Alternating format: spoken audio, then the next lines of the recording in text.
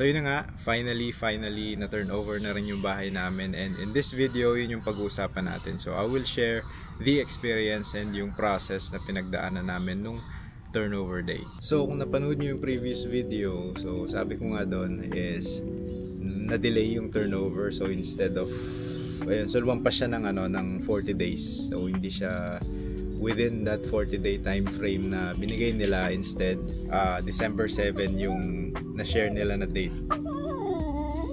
So para hindi na ma-extend pa or ma-delay lalo, I made sure na mag-follow up na ako palagi sa kanila, especially nung papalapit na yung December 7. Hingi na ako ng updates.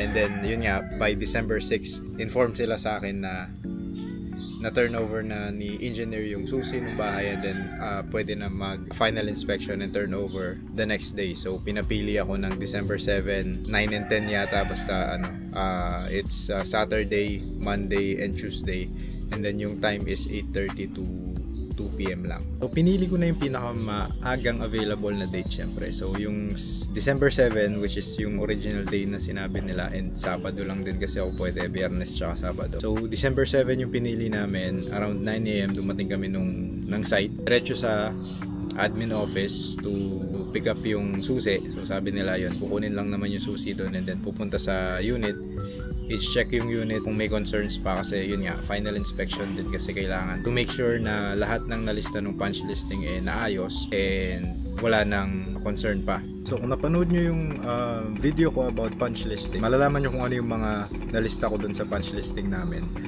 Pero kung hindi, ay ililink ko na lang siya dito sa video para kung gusto nyo mapanood, of course you can go ahead and watch that. Pero yung mga nalista ko doon is cleaning and grass cutting. Yun, okay lang yun. Okay naman yung damo, hindi naman matataas. Oiling all windows and repaint all windows, yan, okay yan. Ma-oil pa nga yung bintana nung hinawakan ko. And then, yun, yung mga handle din, windows, okay na yung mga yon, nasasara, nabubukas na ng maayos. Circuit breaker, shower head, faucets, and doorknob, kumpleto yan, walang kulang doon. Vulca seal ng roofing, nakalista siya dito pero hindi ko alam, syempre there's no way na ma-check ko siya. Pero sa loob ng bahay wala namang visible na sira sa bubong, so that's a good sign. Pero syempre kailangan pa rin i-check and tignan kung wala ba talagang damage yung bubong. Malalaman lang yan kapag umulan. So kung sakaling umulan man, pupunta kami doon para ma-check kung walang tagas yung bubong. Tapos CR window handle,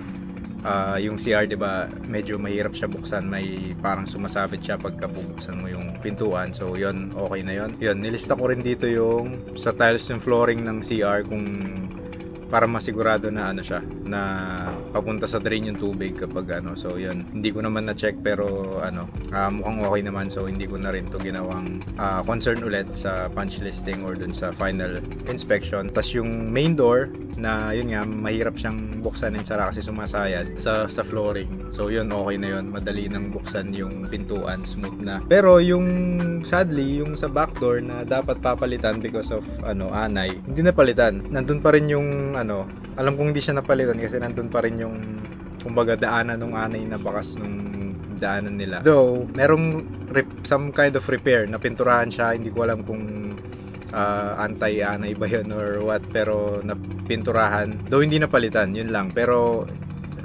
upon checking, kahit nung punch listing kinakatok-katok ko naman, wala naman damage inside, so mukhang solid pa rin naman yung yung pinto.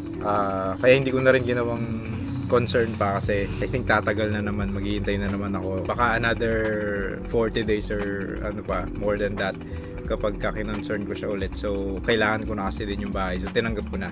So hindi na ako naglagay ng additional concerns, and most of them are okay naman. Yung pintuan is something that I have to deal with na lang. Kung magpaparenovate naman ako, sama na lang yun sa or tatanggalin siya kung sakaling may extend yung sa likod soon. So yan, kinuha ko na yung susi, balik sa sa office, balik sa admin office. Meron mga fill out na papel, and then yun, binigay din sa akin yung additional na 2 requirement for application ng kuryente sa fill up ko. So yung electrical plan tsaka electrical permit binigay, and then yung listahan ng mga requirements sa major, minor, tsaka yung mga renovation na no band din na na mga renovations and yun nga yung process ng pag-apply ng kuryente, tubig at yung mga requirements nila. So yun, pagkatapos ng proseso na yun, all goods na. Though yung plano ko kasi talaga is to apply for electricity and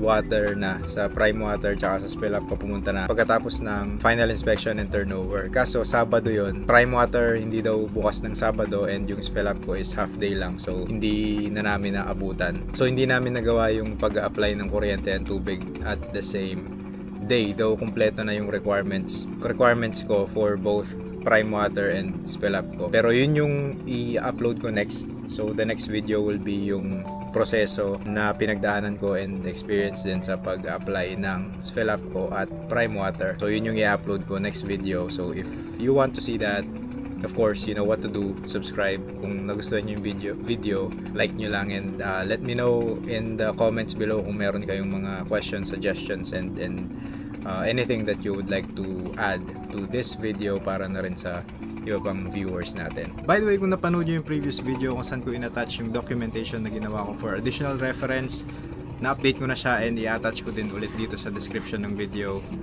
You can always check that one out for compiled documentation ng proseso na pinagdaanan namin, and meron din akong playlist na ginawa kung saan nyo makikita lahat ng video na na-upload ko regarding Alpine Residences, so pwede nyo rin panoorin yon. And yun lang for today's video. Kita sa next video. Until next time.